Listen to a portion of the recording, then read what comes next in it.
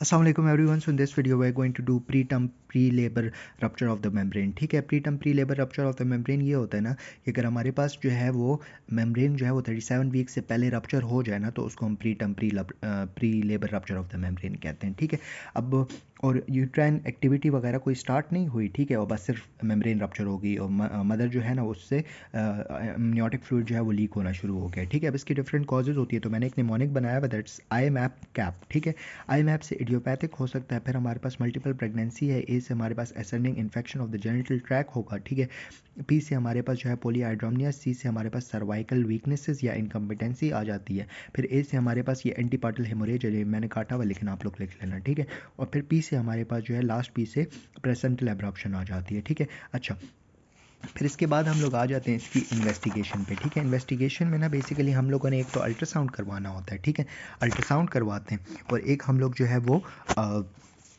हम लोग एक स्वैब ले लेते हैं. ठीक है, लोअर जेनिटल ट्रैक का स्वैब ले लेते हैं और उसको फिर ग्राम स्टेनिंग करते हैं, तो उससे हमें पता लग जाता है कि कौन सा बैक्टीरिया वगैरह कुछ जो इन्वॉल्व हैं वो हमें पता लग जाता है. ठीक है, इसका एक डायग्नोस्टिक क्राइटेरिया होता है. ठीक है, वो हम लोग इसमें 3 चीज़ें पॉजिटिव होती हैं. पॉजिटिव पूलिंग होती है, पॉजिटिव हमारे पास फंड होता है, फंड पॉजिटिव होता है, और एक नाइट्रोजीन पॉजिटिव होता है. ठीक है, इसकी डिटेल्स में जाने की ज़रूरत नहीं है, सिर्फ ये बता देता हूँ कि पूलिंग पॉजिटिव का मतलब ये होता है कि पोस्टीरियर वजाइनल फॉर्निक्स है ना, उसमें हमारे पास हमें अमनियोटिक फ्लूइड मिल रहा होता है. ठीक है, अब इसकी मैनेजमेंट पे आ जाओ. ठीक है, मैनेजमेंट जो है ना मैंने यहाँ पे साइड पे लिखी हुई है, यहीं से कर लेना. ठीक है, देखो ये टेंटेचर से ली हुई है. ठीक है, तो it's can be like this. ठीक है, देखो सबसे पहले एक्सपेक्टेंट थेरेपी होती है जिसमें आप वेट एंड वॉच करते हो. ठीक है, फिर सेकंड में आपने मॉनिटरिंग करनी होती है. मॉनिटरिंग में बेसिकली क्या करते हैं ना कि एक तो हम लोग कोरियम नियोनाइटिस को मॉनिटर कर रहे होते हैं. ठीक है, इसके अलावा हम लोग जो है ना वो CTG कर रहे होते हैं, फीटल हार्ट रेट को मॉनिटर कर रहे होते हैं, टेम्परेचर हो गया, WBC काउंट हो गया. ठीक है,